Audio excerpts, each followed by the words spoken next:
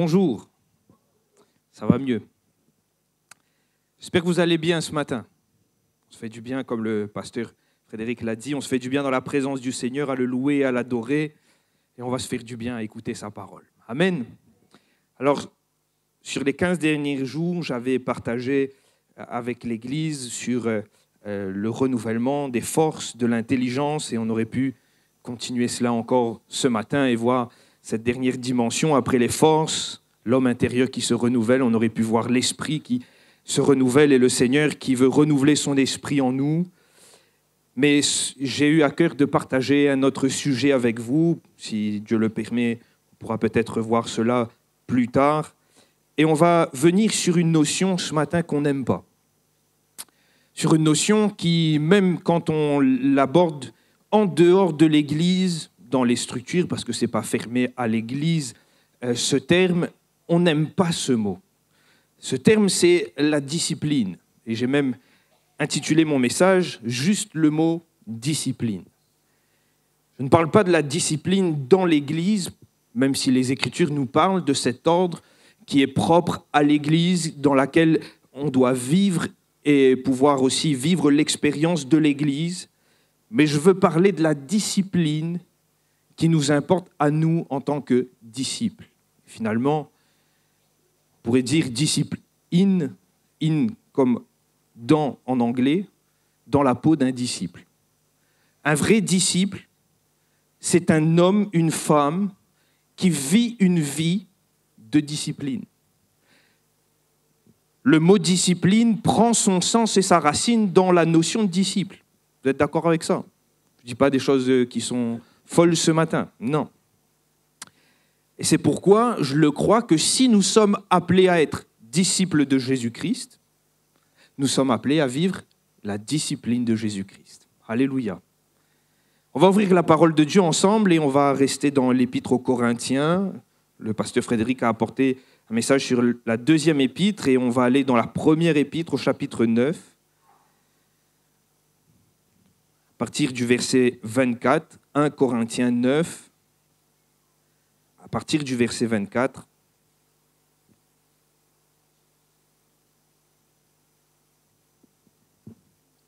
Vous y êtes? On va lire ensemble. Voilà ce que Paul dit aux Corinthiens. « Ne savez-vous pas que ceux qui courent dans le stade courent tous, mais qu'un seul remporte le prix? Courez de manière à le remporter. Tous ceux qui combattent s'imposent toute espèce d'abstinence et ils le font pour obtenir une couronne corruptible. Mais nous, faisons-le pour une couronne incorruptible. Moi donc, je cours, non pas comme à l'aventure, je frappe, non pas comme battant l'air, mais je traite durement mon corps et je le tiens assujetti, de peur d'être moi-même désapprouvé après avoir prêché aux autres. Amen. » C'est un texte qui n'est pas simple en soi et quand on le lit, il peut même nous faire peur de le lire ainsi. On a l'impression qu'il est question d'abstinence, il est question de règles, il est question de choses qu'il faut trancher, qu'il faut enlever. Et on comprend, on est à l'approche aussi des Jeux Olympiques chez nous, en France, et on sait que les athlètes, oui, ils s'imposent toutes sortes de rigueurs dans le but d'obtenir une médaille pour les Jeux Olympiques. Mais nous, on ne court pas pour les Jeux Olympiques, je ne crois pas, en regardant l'Église, je ne suis pas sûr qu'on a des athlètes qui vont aller aux Jeux Olympiques, mais nous, on vise un but qui est plus noble. Nous visons et nous sommes entraînés dans une course qui est plus grande que la seule course qui pourrait être celle du stade. Et c'est ce que l'apôtre Paul va dire en premier. Et j'aimerais premièrement m'arrêter là-dessus. Le prix. Pourquoi ? Parce que la première chose qu'on doit s'arrêter, c'est le prix. La couronne est réservée aux vainqueurs. On ne se met pas sous discipline ou on ne s'impose pas de rigueur pour rien. Aucun athlète ne s'amuse à s'imposer toutes sortes de disciplines ou de rigueur juste pour le plaisir. Non, personne ne fait ça. Personne ne se prive, personne ne se retire, personne ne s'abstient dans le seul but de s'abstenir. C'est toujours dans un but précis, un but d'obtenir quelque chose. Il faut comprendre, frères et sœurs, ce matin, qu'on ne peut pas parler de discipline sans réaliser la raison pour laquelle on se discipline. On ne peut pas parler d'être disciple sans la raison pour laquelle nous voulons être des disciples à l'école de Jésus-Christ. Tout est fait dans un but. J'ai même, moi, dans ma propre famille, mon beau-frère qui fait un sport de combat avec des compétitions de niveau local ou national. Et moi, je vous assure qu'il s'impose une certaine rigueur. Si vous avez fait une belle marmite, la pâte cochon, vous n'allez pas voir sa main dedans. Hein. Nous, on aime bien le morceau bien gras, mais lui, il ne va jamais le prendre, même pas le morceau sec. On ne va pas le voir non plus souvent aller dans les fast-foods, même s'il peut être jeune, même si peut-être les jeunes de son âge, il les fréquente, mais il se donne une rigueur. Et vous savez quoi? Parfois, cette rigueur qu'il se donne, c'est sans savoir s'il participera à la compétition. Mais la seule possibilité qu'il y ait une chance qu'il y aille fait qu'il s'impose une discipline. Alors cela m'amène directement à une question ce matin. Quel est le prix que nous visons? Alors je vais changer peut-être la phrase, et ça va peut-être nous parler encore plus. Pourquoi nous courons? Je veux aller sur le terrain pratique ce matin. Mon frère, ma sœur, pourquoi prions-nous? Pourquoi passons-nous du temps dans la prière, dans la parole de Dieu? Pourquoi venons-nous dans ces réunions? Pourquoi prenons-nous du temps à chercher la face de Dieu, si tant est que nous le faisons? Quel est le prix que nous cherchons? Vous savez, c'est la raison d'être même de toute discipline qu'on va se donner. L'apôtre Paul, il est très clair, il est très simple dans ses propos. L'athlète le fait parce qu'il y a une couronne en vue, il y a un prix à obtenir. Et j'ai noté aussi que parfois, c'est faute d'être focalisé sur les bonnes choses, que nous ne sommes plus ou pas dans la discipline.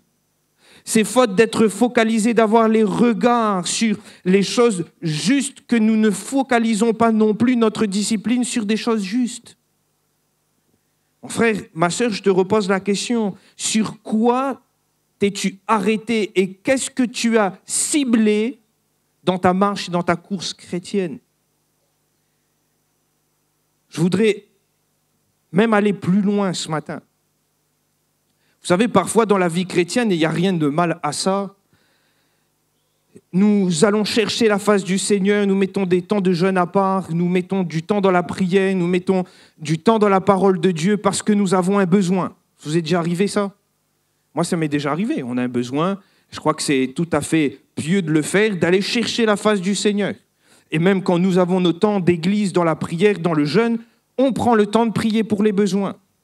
Et j'ai noté que parfois, on se discipline dans notre vie chrétienne dans le but de savoir, de connaître la volonté du Seigneur, mais aussi dans le but d'obtenir une sortie de la situation. Et combien il y a des situations de crise, parfois il y a des situations de maladie qui sont telles qu'on a raison de plier le genou devant le Seigneur. Mais la question est de se poser, quelle est la raison d'être de notre vie de discipline? J'ai noté que souvent, quand nous associons finalement le seul but, le prix à obtenir, ce n'est rien d'autre qu'obtenir la solution à nos besoins, la guérison de nos maladies, la solution pour un problème, malheureusement notre vie de foi est en dents de scie. Vous savez pourquoi? Parce que nous disciplinons, nous cherchons le Seigneur, nous jeûnons, nous prions dans le but d'obtenir quelque chose. Et quand nous obtenons la guérison ou la solution, on n'a plus de but pour lequel courir. Et du coup, on pique du nez dans la foi. Et malheureusement, nous l'avons déjà vu, constaté dans l'exercice du ministère, parfois, des personnes le vivent comme ça. On a l'impression que c'est comme les vagues. Il y a des moments où il y a plein de zèle, on est à fond, on cherche, on se met toutes sortes de restrictions dans le but. Pourquoi? Parce qu'il y a une soif d'obtenir une solution à une situation précise. Et là, on prie et gloire à Dieu parce que c'est ce qu'il faut faire. Il faut chercher la face du Seigneur. Mais dès le moment où le Seigneur, dans sa grâce, ouvre la porte, nous accorde ce dont notre cœur désire, malheureusement, on repasse dans le creux de la vague. Pourquoi ? Parce que la cible à laquelle nous avons attaché nos regards et toute notre énergie à courir dans la course était la bénédiction. Et mon frère, ma sœur, cela arrive, et c'est pourquoi je veux parler, cela peut nous arriver. Et ce que l'apôtre Paul, la première des choses qu'il est en train de souligner, c'est qu'on peut parler de discipline au moment où on sait pourquoi on court. On peut s'engager dans une vie de discipline lorsqu'on sait pourquoi on court. Vous savez, dans cette épître aux Corinthiens, et là où est placé le texte, c'est assez particulier. L'apôtre Paul vient de parler de sujets qui sont assez pratiques finalement. Il a parlé du mariage dans le chapitre 7, il a parlé des viandes sacrifiées aux idoles, est-ce qu'on peut manger, est-ce qu'on ne peut pas en manger.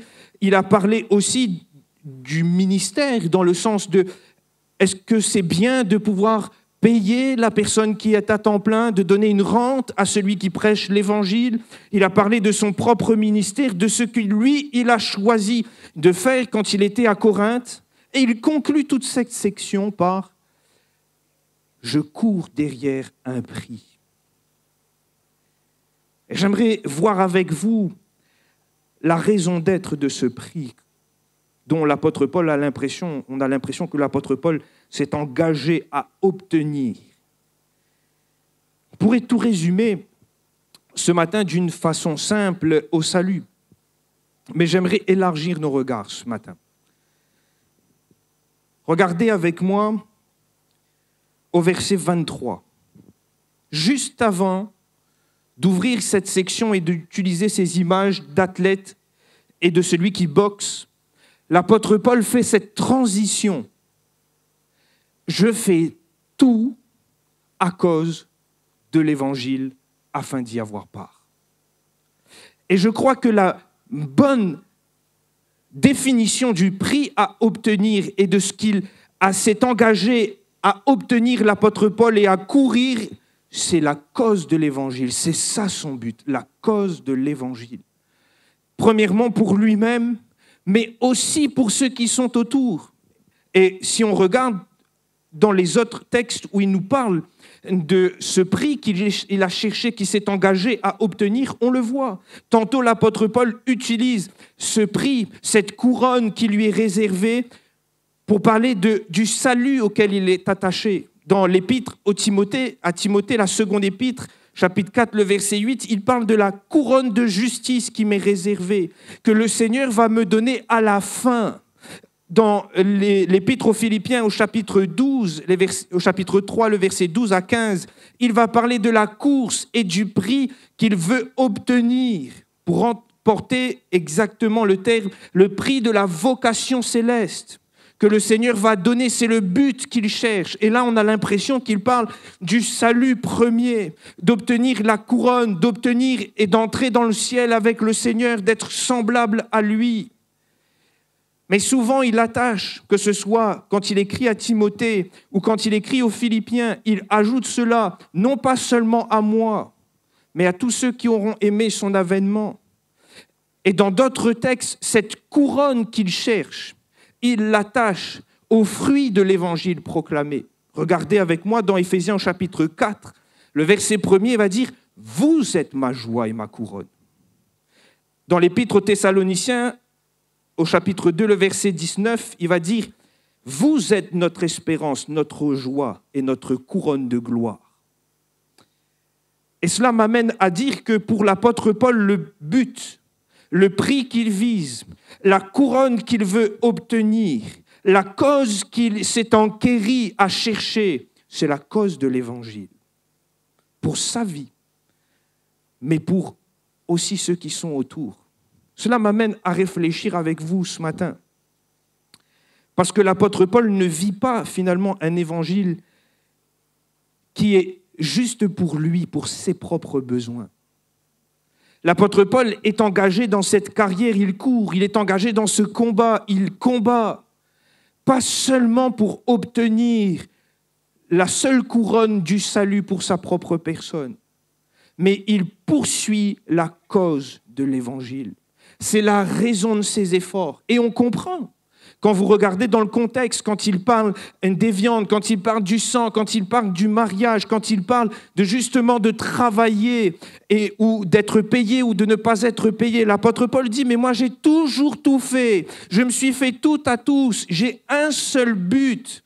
Je cours et je vise la cause de l'Évangile. Tout ce qui m'intéresse, c'est que pour ma vie, mais pour ceux qui sont autour, l'Évangile soit proclamé. Tout ce qui m'intéresse, c'est que cette semence de vie, cette puissance de vie que je proclame, je puisse la vivre, qu'elle se révèle en moi, qu'elle se manifeste dans ma vie, mais qu'elle se manifeste aussi sur ceux qui sont autour. Et c'est pourquoi, mon frère, ma sœur, je nous pose la question ce matin, pour moi premièrement, mais aussi pour chacun d'entre nous. Avons-nous comme but la cause de l'Évangile ? Je le crois et je suis persuadé de cela ce matin. Oui, nous courons tous pour obtenir le salut. Nous voulons tous entrer au ciel. Mais avons-nous oublié que la définition même du disciple chrétien, c'est de faire des disciples? Avons-nous toujours à cœur la cause de l'Évangile? Vous savez, parfois j'ai remarqué, il nous arrive dans la vie de tous les jours de faire des choses et de dire, de parler. Des fois, je ne parle pas là de choses graves en soi. Je dis bien en soi parce qu'elles sont quand même un peu graves. Mais parfois, nous ne regardons pas notre façon d'agir, le témoignage que nous rendons seulement par nos actes, pas forcément par nos paroles. La bouche y cause un paquet, ça. Mais des fois, on ne s'intéresse pas à ce qu'on fait, à l'image qu'on présente de l'Évangile que nous sommes censés vivre. Parfois, on ne s'est pas toujours intéressé. Et même quand quelqu'un est venu parfois souligner un acte, quelque chose qu'on aurait fait, qu'on aurait dit. Vous avez déjà entendu cette réponse ? Le Seigneur, il connaît ça. Parfois, on l'a même dit. Pourquoi ? Parce que finalement, tout ce qui nous a intéressés à ce moment-là qu'on a répondu, c'est que nous, on est clairs devant le Seigneur. Mais l'apôtre Paul a sans cesse répété aux Corinthiens de ne pas être une pierre d'achoppement pour celui qui est à côté. De ne pas être un frein, un sujet d'opprobre pour celui qui est à côté. Et il dit, et c'est comme cela qu'il vit sa vie de disciple, l'apôtre Paul, je me suis engagé dans une course, un combat.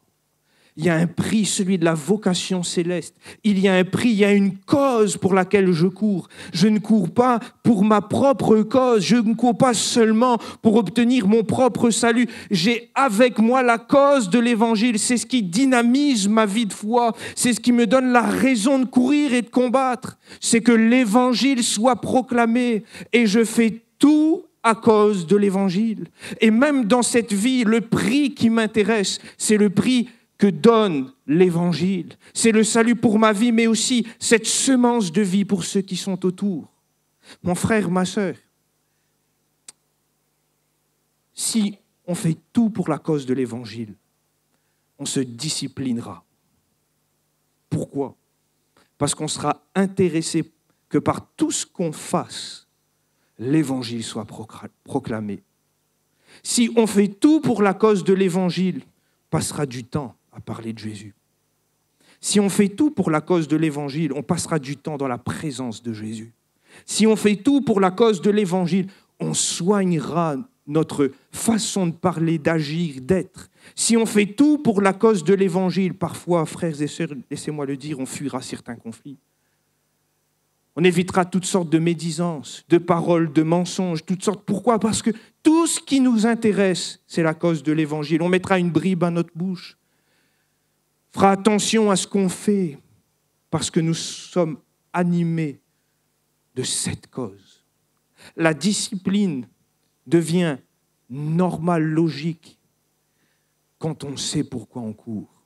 Et l'apôtre Paul nous engage à courir dans cette course, la cause de l'Évangile. Frère, ma sœur, Jésus-Christ revient, on est d'accord avec ça, hein ? Parce que si la Bible le dit, on a l'impression que la télé le dit aussi en ce moment. C'est rare, ça, hein, que la télé dise la même chose que l'Écriture. Mais en ce moment, quand on regarde tout ce qu'on voit, Jésus revient. Il est à la porte, il frappe. On a l'impression même d'entendre le Seigneur frapper à la porte. Tellement les événements sont forts, tellement on a l'impression que les contractions de la femme enceinte, l'image que le Seigneur a donnée pour la fin des temps, ces événements qui vont se rapprocher, s'intensifier. Et on a l'impression d'être dans cette vague d'intensification. Et on se dit, c'est sûr, Jésus revient.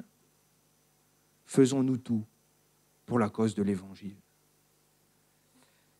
Avons-nous décidé, avons-nous engagé notre vie dans la discipline du Seigneur, afin que dans tout ce que nous disons, nous faisons, ou dans tout ce que nous sommes, l'Évangile est proclamé. Alléluia. Vous savez, le risque, l'apôtre Paul nous donne, et ça glace un peu le sang de le lire ainsi.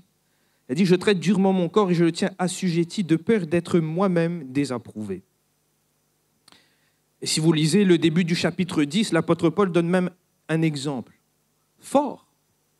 Celui du peuple d'Israël qui a tout vécu, qui est sorti d'Égypte, qui a traversé la mer, qui a suivi la nuée, qui a mangé la manne.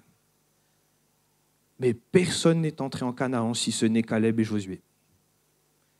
Et l'apôtre Paul utilise cet exemple en disant, mais ils ont été bénis, ils ont vécu les bénédictions du Seigneur, ils ont suivi Jésus, le Seigneur, ils ont suivi Dieu, ils ont obéi, ils ont entendu ses commandements. Mais tous ne sont pas entrés à Canaan, pour ne pas dire, tous sont morts dans le désert. Pourquoi ? Parce que la sortie de l'Égypte, ce n'était pas la finalité. Ni même la traversée de la mer Rouge, ni même la manne, ni même la nuée ou toutes sortes de bénédictions. Ce n'était pas là la cible, ce n'était pas là l'objectif, ce qu'il devait viser. Il devait courir, combattre pour être en Canaan, parce que c'était ce que Dieu avait prévu. Ils seront mon peuple et ils me serviront dans le pays que je leur donnerai. Mais à ce moment-là, et dans cette vie au désert, dans ces premiers pas, ils ont été libérés. Ils sont passés au travers de la mer. Ils ont été sous la nuée. Ils ont mangé la manne, bu de l'eau. Mais ils ne sont pas allés jusqu'au bout. Parce qu'ils ne se sont pas intéressés de la finalité de la course. C'est même terrible parce que dans ce texte, même Moïse, il n'est pas entré. Même Moïse a salué cette promesse de loin. Et mon frère, ma sœur, je le dis la même chose pour chacun d'entre nous. La sortie d'Égypte, de l'esclavage du péché, la sortie de tout ce qui nous a vilissés autrefois, les bénédictions que le Seigneur nous a données, le baptême dans l'eau, le baptême dans le Saint-Esprit, le repas du Seigneur que nous partageons, toutes les bénédictions dont nous jouissons dans le chemin dans lequel le Seigneur nous a donné ne sont pas des finalités en soi. Le but que nous devons viser, le but qui devrait nous intéresser, qui devrait faire battre notre cœur et avancer notre vie et notre vie de foi, c'est l'Évangile, c'est d'être un jour dans le ciel, mais aussi que tous ceux qui nous entourent soient aussi un jour dans le ciel avec nous. Ce qui doit motiver ma marche, c'est la cause de l'Évangile. Ce qui doit dynamiser ma marche, c'est la cause de l'Évangile. Et c'est pourquoi l'apôtre Paul peut dire qu'ayant en vue cette cause, il a appris à se discipliner. Et j'ai insisté ce matin, et c'est volontaire. Pourquoi ? Parce que c'est compliqué de vivre une discipline si on ne sait pas pourquoi on court. Si ce matin, j'engageais tout le monde dans une semaine de jeûne et prière. On ne mange plus, on ne boit plus, on ne fait que prier, mais vous ne savez pas le but. Il y a un de ça lâcher. Hein. Pourquoi ? Parce qu'on va se lasser, on va se fatiguer. On a l'impression de courir comme battant l'air, on a l'impression de donner des coups dans le vide. Mais quand on sait la raison pour laquelle nous marchons, nous courons, nous combattons, frères et sœurs, on s'abstient de plein de choses. On décide de mettre toutes sortes de restrictions dans notre vie pour une seule raison. On veut obtenir le prix. On sait ce qu'on vise. Me permet de poser et d'aller dans cette question et de laisser ça à notre réflexion. Notre entourage est-il sauvé ? Notre famille, nos enfants, nos frères, nos sœurs? Ceux qui nous fréquentent sentent-ils la bonne odeur de Christ? Sommes-nous un sujet de curiosité à cause de notre foi et notre confiance en Dieu? Notre marche chrétienne suscite-t-elle justement la curiosité des gens dans la droiture et dans finalement la justice que le Seigneur enseigne? Rappelez-vous, le Seigneur lui-même nous a enseigné de chercher le royaume de Dieu et la justice. Le Seigneur lui-même, parlant du disciple, dans Marc 8, 35, va dire que celui qui voudra sauver sa vie la perdra, mais celui qui perdra sa vie à cause de moi et de l'Évangile la sauvera. Frère, ma sœur, pourquoi courons-nous ce matin? Pourquoi combattons-nous dans la prière? Voulons-nous combattre et courir pour la cause de l'Évangile? Alléluia. Alors j'aimerais nous amener dans un autre terrain maintenant. Pourquoi? Parce que l'apôtre Paul parle du prix, de cette couronne corruptible pour les athlètes, parce qu'elle était faite soit d'une couronne d'olivier ou une couronne de pin. Et il parle de la couronne incorruptible, celle qu'on héritera dans le ciel et dans notre récompense avec le Seigneur. Et quand il parle de discipline, à plusieurs reprises, l'apôtre Paul souligne la notion de discipline, souligne la notion d'effort à faire, souligne la notion de pouvoir prendre du temps pour se préparer.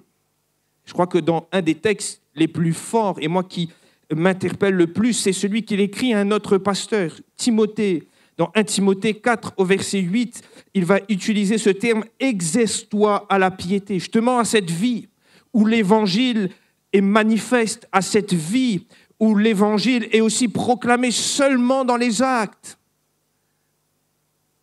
Et quand il utilise le terme « exerce-toi à la piété », ce terme fait référence à une image justement d'athlète. Pourquoi? C'est le terme « gumnazo » qui fait référence immédiatement dans la pensée des contemporains de Paul et de Timothée à ce moment-là à l'école d'athlètes. En d'autres termes, parce que ça ne nous parle peut-être pas l'école d'athlètes aujourd'hui, mais au gymnase. C'est la même racine, gumnazo, pour gymnase. J'aimerais du coup utiliser, permettez-moi de le faire. L'apôtre Paul est en train de dire à Timothée et nous dire ce matin, tu as compris le but? Tu as besoin d'entrer dans le gymnase de Dieu. Tu as compris le but? Tu sais pourquoi tu cours, tu sais pourquoi tu dois combattre. Tu as besoin d'entrer dans le gymnase de Dieu. C'est un terme assez particulier. Pourquoi? Parce que, premièrement, il y a une notion d'effort. Exerce-toi, travaille dur, entraîne-toi. Il y a une notion finalement de passer du temps.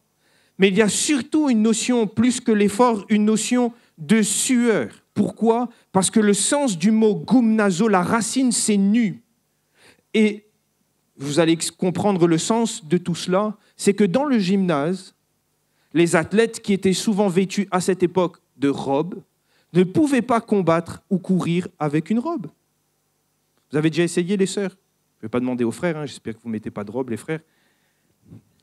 Mais c'est compliqué, Et pour pouvoir être libres de leur mouvement, ils se dévêtaient. Donc la racine même du mot de l'école d'athlètes portait ce nom. C'était l'endroit où on enlevait cette robe dans le but de s'entraîner.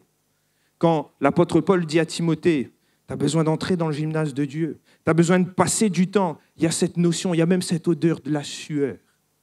Il y a cette notion de transpirer, d'être dans la présence du Seigneur, mais de prendre du temps, d'être dans la discipline. Il y a une notion de s'entraîner avec hardiesse.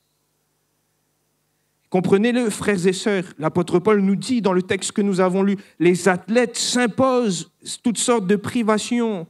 Le boxeur, il s'impose toutes sortes d'entraînements. Et l'apôtre Paul, il le dit, lui, il combat et il court avec une certaine efficacité. Sa foulée n'est pas imprécise. Il ne court pas comme battant l'air. Il y a une précision. Et pour ceux qui ont déjà fait de la course à pied, vous savez qu'il y a une technique pour courir. On ne pose pas le pied n'importe comment. Il y a une posture, il y a une attaque.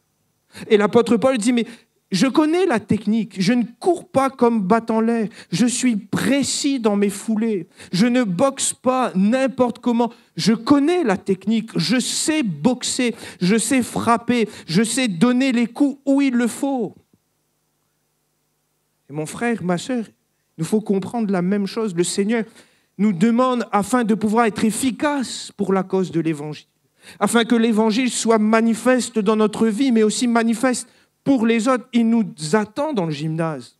Il nous attend dans les temps où nous allons transpirer à ses pieds, où nous allons chercher sa face, où nous allons chercher sa parole, la présence de son esprit.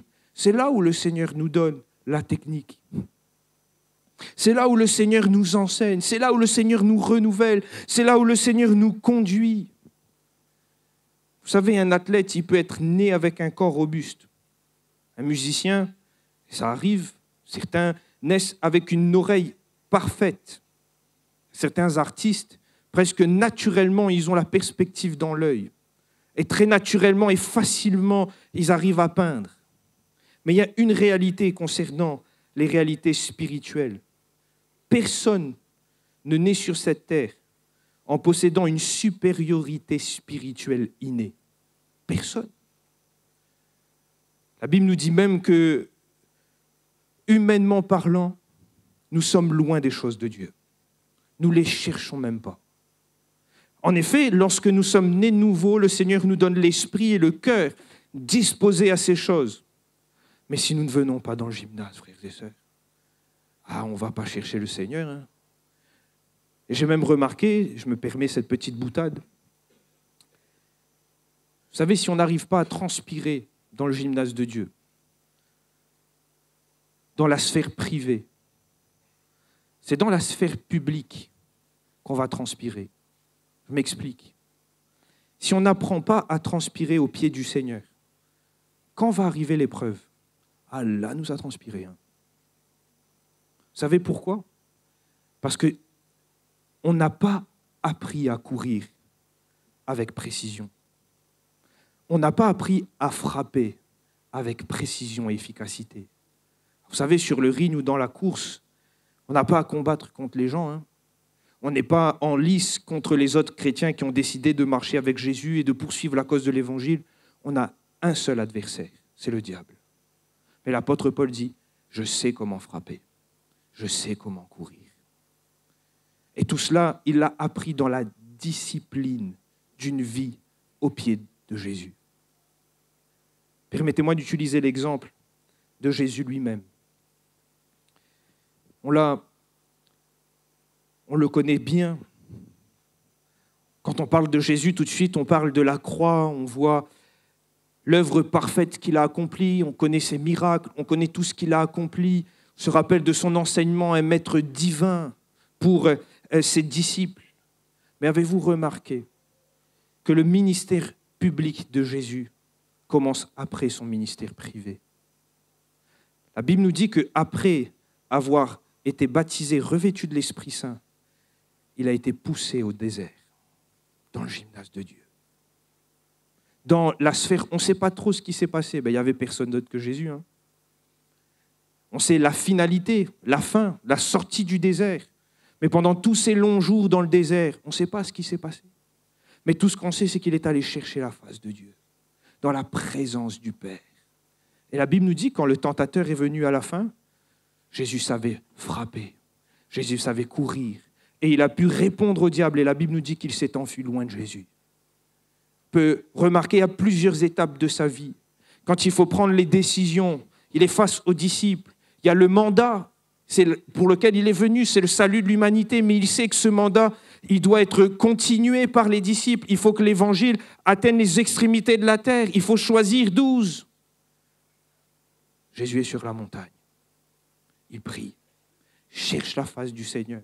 La Bible nous dit que quand il descend, il choisit les 12 et il y fit beaucoup de miracles. La sphère publique, pleine de puissance, pleine de connaissance de Jésus, a souvent été précédée d'une sphère privée dont on connaît peu. C'était lui et le Père.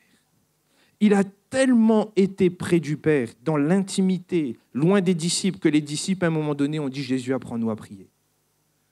Et je vais arriver sur ce dernier point de Jésus. Avant d'aller à la croix, il était dans le jardin de Gethsémani. Sur la croix, s'il a souffert, on ne le voit pas transpirer de grumeaux de sang. C'est dans l'intimité de la prière. Il est près du Père. Il intercède. Il cherche la face. Il sait qu'il y a un ennemi. Il sait qu'il a un mandat. Il sait pourquoi il est venu. Il y a la cause de l'Évangile. Le salut doit être annoncé. Et là, le salut doit être quelque chose de concret pour tous ceux qui croient. Il sait qu'il faut passer par la croix. Mais il sait aussi toutes les angoisses que cela engendre. Et il prie dans le jardin de Gethsémani. Il est dans le secret près du Père en cherchant sa face. C'est là qu'il transpire. Et ensuite vient la croix. Et Jésus est prêt à aller jusqu'au bout. Souffrir. Mais il sait que le Seigneur le relèvera. Mon frère, ma sœur, je veux le dire ce matin, c'est ça la simple discipline du Seigneur. La discipline, c'est son intimité, ce lieu, ce gymnase. Là où nous entrons, nous passons du temps dans la parole de Dieu, dans la prière, dans la communion de son esprit. Là où nous passons du temps aussi à nous dévêtir de tout ce qui n'est pas propre à la marche et la cause de l'Évangile. Là où devant le Seigneur, nous pouvons confesser aussi nos faiblesses. Là où devant le Seigneur, nous sommes face aussi à son esprit qui nous convainc, qui nous dit « Ah Samuel, là, ça il faut enlever, ça c'est pas bien. Tu as vu ce que tu as dit ?» Là où nous pouvons passer du temps afin d'être formés, travaillés, affinés même par le Seigneur, afin d'être efficaces, pour que dans la course et dans le combat dans lequel nous sommes engagés, celui de la cause de l'Évangile, nous soyons précis. Vous savez, le Seigneur revient bientôt, je l'ai dit tout à l'heure, et nous avons besoin de nouveau d'être ses disciples, dans cette même loi qui produise des disciples. Parfois, il suffit juste de se poser cette question. Combien de disciples avons-nous fait? Et là, c'est terrible devant le Seigneur. Parfois même, il ne faut pas aller loin. Hein. Là, on est dans la grande église, mais la petite église qui est chez vous, notre maison, combien de disciples avons-nous fait? Des fois, pas grand-chose. Hein. Des fois, c'est pour une simple raison. J'ai déjà même entendu parfois des jeunes, pas à Saint-Louis, dire « Pourquoi suivre Jésus ?» Et de amener directement « Mon papa n'est pas heureux, ma maman n'est pas heureuse. À la maison, ils bataillent. À la maison, ceci, à la maison, cela. » Frères et sœurs, si la cause de l'Évangile est le but pour lequel nous courons, nous allons accepter une certaine discipline. Nous allons accepter aussi, comme l'apôtre Paul de dire, « J'avais des droits, je ne les ai pas pris.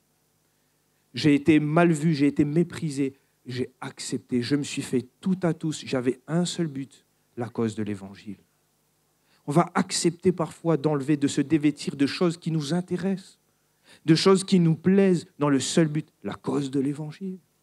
Pourquoi? Parce que cette discipline vient naturellement quand on sait pourquoi on court. Si tant est qu'on sait pourquoi on court. Jésus savait pourquoi il était venu sur cette terre. Il savait pourquoi il était venu courir ici-bas. Et il savait aussi pourquoi il était venu combattre ici-bas le salut des perdus. Alors, travaillant dans cette intimité avec le Père, il a su être précis et efficace dans chacun des pas sur cette terre. Et il nous a laissé un exemple parfait. Alléluia. J'aimerais arriver sur la fin du message et sur ce dernier point. Si on s'arrête là ce matin, on pourrait croire que tout ça, c'est difficile. On pourrait se dire devant le Seigneur, « M'y gagne pas, Seigneur. C'est trop dur. » On pourrait croire aussi, finalement, que l'Évangile n'est pas tout à fait un évangile de grâce. Comme s'il fallait rajouter quelque chose par des pratiques ou par quoi que ce soit. Non, l'apôtre Paul, en aucun cas, est en train de dire qu'il nous faut autre chose pour être sauvés. Le salut est en Jésus-Christ et par la foi. C'est une grâce, c'est un cadeau pour ceux qui croient. En aucun cas, l'apôtre Paul est en train de faire l'apologie non plus de l'ascétisme, comme quoi il faut se retirer de tout, il faut vivre totalement reclus. Non, l'apôtre Paul n'est pas en train de cela parce qu'il le démonte dans d'autres épîtres. L'apôtre Paul est en train de dire que si nous nous attachons à cette cause de l'Évangile, on va savoir se discipliner pour cette cause. Mais je voudrais ajouter quelque chose. Nous ne sommes pas seuls dans ce gymnase. L'apôtre Paul lui-même, l'apôtre Pierre, pardon, excusez-moi, dans sa seconde épître, parlant de cette vie de piété, il va dire que la divine puissance, où je vais changer le mot pour qu'on puisse le comprendre, l'Esprit Saint nous a donné tout ce qui contribue à la vie et à la piété. C'est-à-dire que dans ce gymnase, si nous acceptons de venir dans ces temps d'intimité avec le Seigneur, si nous acceptons de courber l'échine, si nous acceptons de nous dévêtir dans le seul but de courir la bonne cause, celle de l'Évangile, le Seigneur nous a déjà tout donné par son Esprit Saint. Et il est avec nous dans le gymnase. Il est avec nous pour nous conduire dans la vérité. Il est avec nous pour nous faire vivre cette dimension de puissance. Il est avec nous pour nous transformer. Il est avec nous pour changer nos habitudes. Il est avec nous pour nous amener là où le Seigneur nous permet et nous attend. Avez-vous remarqué que pour ces mêmes disciples, si Jésus leur a laissé cette mission d'aller par tout le monde et de prêcher l'Évangile, Jésus leur dit « Attendez, vous recevrez une puissance, le Saint-Esprit survenant sur vous et vous serez mes témoins. » Et même là, Jésus est en train de leur amener cette conception et cette compréhension des choses qu'il vous faut le Saint-Esprit afin d'être efficace. Et c'est pourquoi je le dis que c'est dans l'intimité avec Dieu que le Seigneur, l'Esprit, vient aussi agir en nous, nous conduire, nous transformer. Et il est comme plus qu'un coach, mais ce paraclète, ce consolateur, ce guide pour nous permettre de courir correctement dans la carrière qui nous est ouverte, nous permettre de combattre correctement et efficacement dans ce combat dans lequel nous sommes engagés. Mon frère, ma sœur, nous avons besoin de l'Esprit Saint. Le Seigneur revient et l'Esprit crie « Viens bientôt ». Mais le Seigneur revient et l'Esprit nous a été donné afin que nous sommes ses témoins. Si c'est la cause de l'Évangile que nous suivons et que nous poursuivons, on va accepter de s'abstenir de certaines choses. On va accepter de rompre avec certaines choses. On va accepter toutes sortes de disciplines simples, mais qui vont nous permettre de voir l'Évangile être proclamé.